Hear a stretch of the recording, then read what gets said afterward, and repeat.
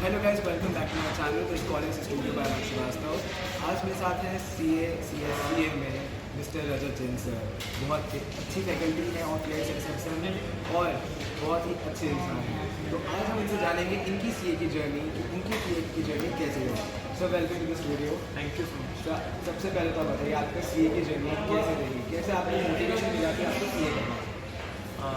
Honestly पहले तो आपने इतना अच्छा इंट्रोडक्शन दिया है, उसके लिए बहुत बहुत शुक्रिया। मेरे को नहीं पता मैं उसका कितना % डिज़र्व करता हूँ। सो मच थैंक यू। मेरा CA का कुछ इस प्रकार से था कि जब मैंने CA करने के बारे में सोचा तो ये तो क्लियर था कि CA करना है, बिकॉज मेरी मदर की इच्छा थी। क्या होता है ना, एक्चुअली हम लोग इतने क्लियर नहीं होते हैं हमारे बारे में, और मेरे साथ ऐसा ही रहा कि थोड़ा ट्राई एंड फेल अप्रोच मेरे साथ बहुत ज़्यादा ट्रू रही है। तो मैं कभी भी ऐसे नहीं सोचा था मैंने कि मैं ये करूँगा या वो करूँगा, और उसी तरह से होगा सारा फ्रुक्टिफाई। तो मुझे कहा गया कि आप ट्राई करें। तो मैं जब 11th क्लास में जब जा रहा था कॉमर्स लेने के लिए, तो मुझे उस टाइम पे ये भी शौक था कि मुझे साइंस लेना चाहिए कि कॉमर्स लेना चाहिए। तो मैंने जब कॉमर्स के लिए मुझे जब ट्राई करने के लिए कहा गया, तो मैंने 2 महीने खुद ही से पढ़ना स्टार्ट किया कि अकाउंटेंसी वगैरह क्या है। पता नहीं कि वो मज़ा आने लग गया। तो फिर वो लगा कि ईजी भी है, अच्छा भी लग रहा है और सब समझ में भी आ रहा है। तो इस तरह से जर्नी स्टार्ट हुई। फिर एक बहुत ही डिफ़िकल्ट कोर्स चुन लिया CA, and on the way यही एक तरीका रहा, क्योंकि आपको इतना पता नहीं चलता है। आपको धीरे धीरे आज तो बहुत सोशल मीडिया है, बहुत अवेयरनेस है चीज़ों की, तो आप लोग अपने बहुत प्री प्लान तरीके से आते हो जहाँ पे भी आते हो। बट मेरे साथ में ऐसा नहीं था।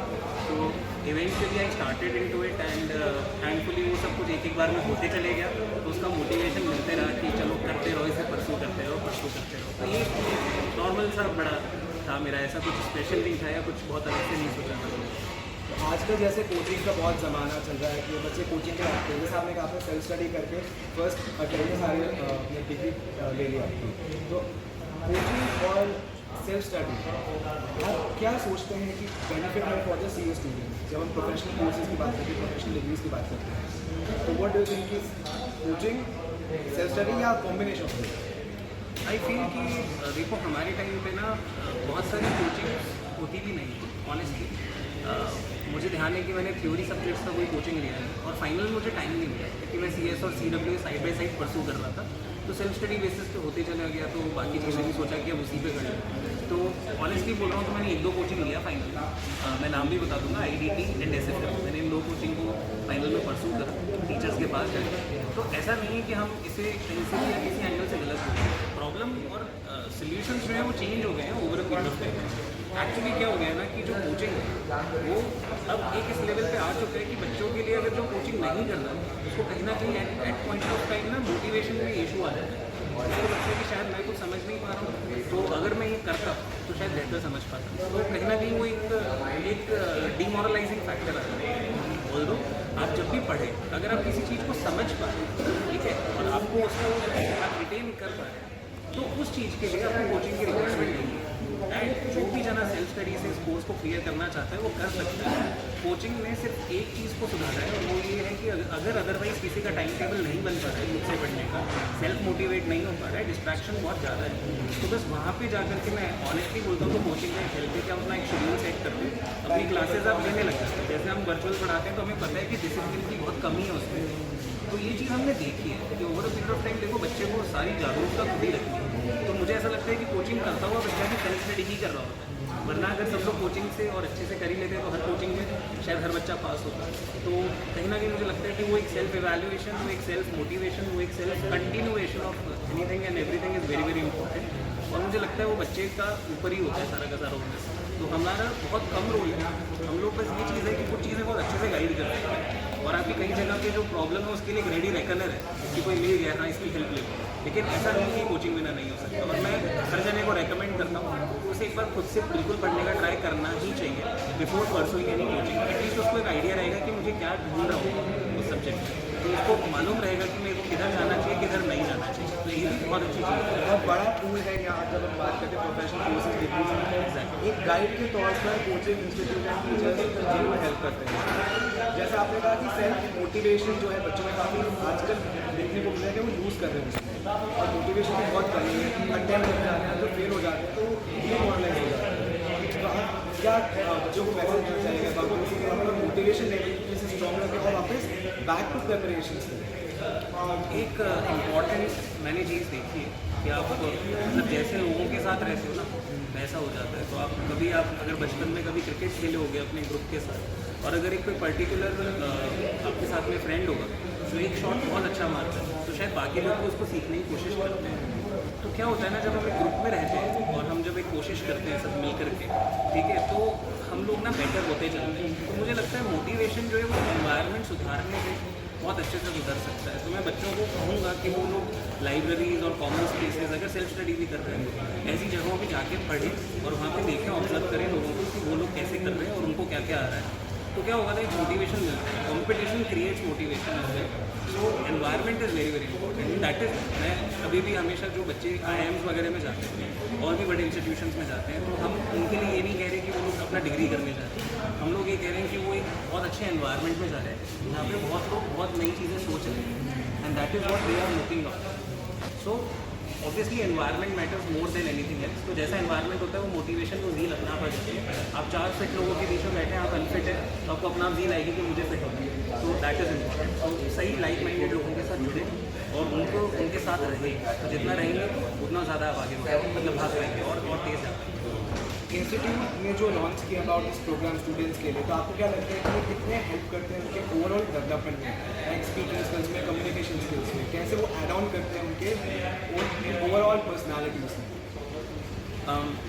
ह्यूमन बीइंग जो है ना वो क्या होता है, कोई चीज़ को 2 या 3 बार कर लेता है ना तो उसका डर खत्म होता है, ठीक है। तो इतना ही अपॉर्चुनिटी अगर मिल जाए at every stage of life that you can try 2 or 3 times then the things come natural. तो बहुत अच्छा चांस मिल जाता है अगर मल्टीपल प्रोग्राम्स हो रहे हैं राउंड अबाउट साल में 2 बार अगर आपको अपॉर्चुनिटी मिल रही है आपके इंस्टीट्यूट से कि आप अपने आप को रिप्रेजेंट करें या किसी स्टेज पे जाएं तो वो फियर जो है ना वो काफ़ी हद तक सबसाइड होता है। मैं ऐसा नहीं बोलता कि वो एकदम खत्म हो जाएगा, एकदम एलिमिनेट हो जाएगा, या बहुत ही नेचुरली बहुत अच्छे हो जाओगे। That is a process that is going to happen over time. But if you start and if you initiate कि चलो मेरे पास प्रोग्राम है तो सही, राइट, हमारे पास आज कार्स है तो हमें पता है कि हमारे पास है तो सही, हम ट्रैवल कर सकते हैं। लेकिन अगर वही ना हो तो आप कैसे करोगे? तो even though on a remote access basis also I think की access is very very important. अगर आपको चांस मिल रहा है और आप अगर उसको एनकैश करोगे तो आपको फायदा ज़रूर होगा, ये मतलब। And small improvements make large improvements. तो that is how it is. छोटी छोटी चीज़ें सीखनी है और मुझे लगता है कि हमें छोटी छोटी चीज़ों को ना बहुत वैल्यू देके सीखना चाहिए। तो एक एक्सपोजर मिलना इज समथिंग जिससे आप ना बहुत कुछ गेन कर सकते हो। आपका ये कौन सा एक्स फैक्टर था जिसने आपको मोटिवेटेड रखा कि तीनों degrees being a very tough courses कि एक साथ आप परस्यू कर सके और उसमें एक्सेल कर सके? एक्चुअली हुआ ये था कि मेरे फादर थे, तो मुझे याद है कि जब क्लास कोचिंग्स चलते थे, 10th क्लास के कोचिंग्स चलते थे, तो मेरी मदर ने मुझे बोला था कि बेटा साइंस की कोचिंग मतलब मैथ्स की तो ले लो। तो मैंने वही रीज़न ये था कि फाइनेंशियली हम इतने स्ट्रॉन्ग थे नहीं। मैं ऐसा नहीं कह रहा कि मैं अच्छे स्कूल्स में नहीं पढ़ाया गया मुझे, या मैं ऐसा नहीं कह रहा कि मेरे को बेसिक फैसिलिटीज़ नहीं थी। मैं इतना मैं बोलूँगा मैं काफ़ी प्रिविलेज था, लेकिन मैं इतना प्रिविलेज नहीं था कि मैं एजुकेशन पे ओवर स्पेंड कर सकूँ। तो ये चीज़ ने मुझे रियलाइज़ करा दिया था कि see you have to be outstanding now. अगर आप इससे बाहर नहीं आओगे ना तो फिर आपकी लाइफ में you will not be able to change.